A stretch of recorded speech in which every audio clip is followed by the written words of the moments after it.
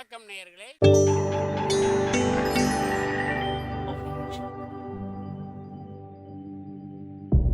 மகிழ்ச்சிக்கோர் தென்கட்சி என்ற அலைவரிசையில்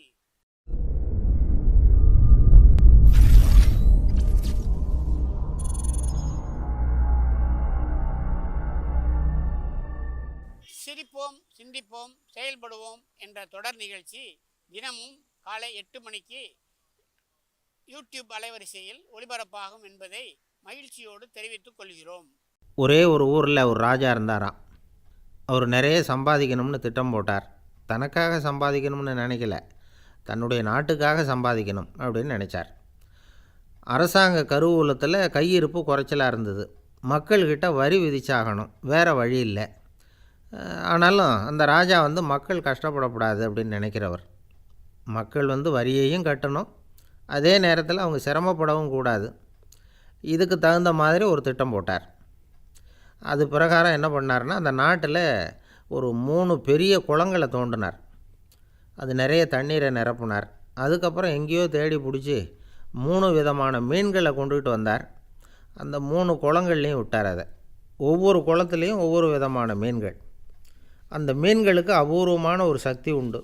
அது எப்படின்னா, அந்த குளத்தில் குளிக்க வர்றவங்களுக்கு அந்த மீன்கள் கடிக்கும் பொழுது வலி ஏற்படுறதில்ல. அதுக்கு பதிலாக மகிழ்ச்சி நிறைந்த ஒரு இனிமையான உணர்வை அவங்க அனுபவித்தாங்க. அது எப்படின்னா, இந்த முதல் குளத்தில் இருந்த மீன்களால் கடிக்கப்படும் பொழுது ஒரு விதமான இன்ப மயக்கத்தில் திளைச்சிருக்கிறது மாதிரி உணர்வு. இந்த 2வது குளம் இருக்க, அதில் இருக்கிற மீன் கடிச்சதுன்னு வைங்க, மக்களுக்கு எப்படி இருக்கும்னா, கால்களே தரையில் படாமல் அப்படியே ஆகாயத்தில் மிதக்கிறது மாதிரி ஒரு உணர்வு. அதை அனுபவிக்கிறாங்க. 3வது குளத்தில் இருக்கிற மீன் கடிச்சதுன்னா அவங்களாம் அப்படியே கோடீஸ்வரராக மாறிட்டதாக ஒரு உணர்வு. அதை அவங்களால அனுபவிக்க முடியுது. இப்படி ஒரு அபூர்வமான மீன் அது, அந்த 3 வகை. இப்படி இருந்தால் மக்கள் அந்த குளங்களில் குளிக்கிறதுக்கு ஆசைப்படாமல் இருப்பாங்களா? அதனால் கூட்டம் கூட்டமாக அலமோத ஆரம்பிச்சிட்டாங்க. ஒவ்வொரு குளத்தின் கரையிலேயும் க்யூ வரிசையில் நிற்க ஆரம்பிச்சிட்டாங்க. அந்த நாட்டு மன்னர் என்ன பண்ணார்னா, ஒவ்வொரு குளத்தங்கரையிலையும் ஒரு ராஜாங்க அதிகாரியை உட்கார வச்சார். டிக்கெட்டை அடித்து கொடுத்தார். குளிக்க வர்றவங்கக்கிட்ட ஒரு குறிப்பிட்ட தொகையை கட்டணமாக வசூலிக்க ஆரம்பித்தார். அவ்வளவுதான். அரசாங்க கருவூலம் நிரம்ப ஆரம்பிச்சுட்டுது. ராஜாங்கத்துக்கு தேவையான பணம் கிடைச்சிட்டுது. இது ஒரு கதை. இதை பற்றி என்ன நினைக்கிறீங்க? அதாவது மக்களுக்கு சுமை தெரியாமலே வரி வசூல் பண்ணுறது நல்லது தானே அப்படின்னு நினைப்பீங்க. ஆனால் இன்றைக்கும் உலகத்தில் பல அரசாங்கங்கள் இதே மாதிரி 3 குளங்களை வெட்டி வச்சுருக்குது. மக்களும் அதில் குளிச்சுக்கிட்டு தான் இருக்கிறாங்க. அது எப்படிங்கிறீங்களா? அந்த முதல் குளம்தான் சினிமா தியேட்டர். அதில் குளிக்கிறவங்க தான் ஒரு விதமான இன்ப மயக்கத்தில் திளைச்சிருக்கிறது மாதிரியான உணர்வை அனுபவிக்கிறவங்க. 2வது குளம்தான் சாராய கடை. இந்த குளத்தில் குளிக்கிறவங்க தான் கால்களே தரையில் படாமல் ஆகாயத்தில் மிதக்கிறது மாதிரி உணர்வை அனுபவிக்கிறவங்க. 3வது குளம் லாட்ரி டிக்கெட். இதில் குளிக்கிறவங்க தாங்கள் அப்படியே கோடீஸ்வரர்களாக மாறினது மாதிரி ஒரு உணர்வு, அதை அனுபவிக்கிறவங்க.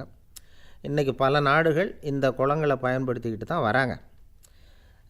ஒரு பூவில் வண்டு உட்காருது. அதில் இருக்கிற தேனை வண்டு எடுக்குது. இந்த சமயத்தில் அந்த பூவுக்கு வலிக்குமா? அதுக்கு வலிக்கிறதில்ல.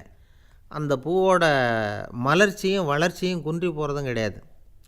ஒரு ராஜா மக்கள்கிட்ட வரி வசூல் பண்ணும் பொழுது மக்களுக்கு சிரமமும் தெரியக்கூடாது, அதே நேரத்தை அதனால் அவங்க வாழ்க்கையும் கெட்டு போயிடக்கூடாது. அது மாதிரி வரி வசூல் பண்ணணுமா. இது காளிதாசனின் ரகுவம்சத்தில் காணப்படுகிற ஒரு கருத்து. ஒரு சின்ன குழந்தை தவறுதலாக ஒரு 25 காசு நாணயத்தை மூழ்கி விட்டுது. காசு வயத்துக்குள்ளே போயிட்டுது. அந்த குழந்தையோட தாய் உடனே குழந்தையை தூக்கிட்டு ஆஸ்பத்திரிக்கு புறப்பட்டாங்க. அப்போ அந்த பக்கமாக ஒருத்தர் வந்தார் தெருவில். என்ன விவரம்னு கேட்டார்.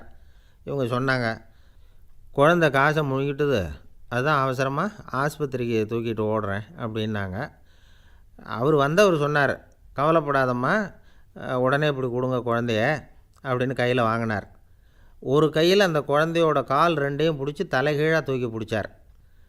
இன்னொரு கையால் அந்த குழந்தையோட வயத்தில் குறிப்பாக ஒரு இடத்துல அப்படியே தேடி அந்த சுட்டு விரலால் ஒரு இடத்துல பொட்டுன்னு தட்டினார். உடனே காசு அந்த குழந்தையோட வாய் வழியாக வெளியில் விழுந்துட்டுது. காசை எடுத்துக்கிட்டு, இந்தாங்கம்மா உங்கள் குழந்தை அப்படின்னார். ரொம்ப நன்றிங்க, நிச்சயமாக நீங்கள் ஒரு டாக்டராக தான் இருக்கணும், என்னுடைய யூகம் சரிதானே அப்படின்னாங்களாம் அந்த அம்மா. அதுக்கு அவர், இல்லைங்க, நான் ஒரு இன்கம் டேக்ஸ் ஆஃபீஸர், வருமான வரி அதிகாரி அப்படின்னு சொல்லிவிட்டு போனாராம். ஐயா தென்கட்சி கோ சுவாமிநாதன் அவர்களின் மகிழ்ச்சி கோர் தென்கட்சி தொடர் நிகழ்ச்சியினை கேட்டு பயன்பெறுங்கள். நிகழ்ச்சியினை பிடித்திருந்தால் உங்களுக்கு கமெண்ட் பாக்ஸில் உங்கள் கமெண்ட்டுகளை பதிவு செய்யுங்கள், ஷேர் செய்யுங்கள், லைக் செய்யுங்கள், கண்டிப்பாக சப்ஸ்கிரைப் செய்யுங்கள். நன்றி, வணக்கம்.